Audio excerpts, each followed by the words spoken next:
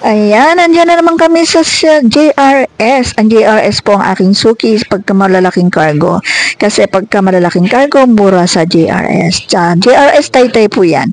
Ayan, mabilis ang transactions and mabilis din ang kanilang delivery. The next day, ando na agad. Basta nandun yung magre-receive, mabilis silang mag-deliver. And medyo mas mura siya compare sa ibang mga shipping, mga couriers. Ayan, yan ang aking suki, ang JRS. Kaya sa lahat ng mga mo-order sa akin, every Sunday po ako nagde-deliver, nagpapaship ng aking mga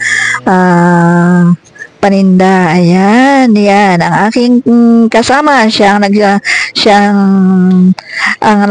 nagpi-fill up kasi ako ay nakaupo lang, pagod sa paglakad, pagod sa trabaho, kaya siya lahat ang may gawa dyan tuwing Sunday.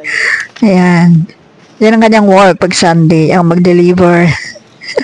Ayan, kabisado na kasi niya lahat ang palakad ng aming business, kaya every Sunday talaga Siyempre, yan ang negosyo, kaya pagtyagaan, libangan na namin. Isa yan sa aming libangan, ang aming business na yan. Ayan, o, diba? Ang ganda niya lang mag-pack. O,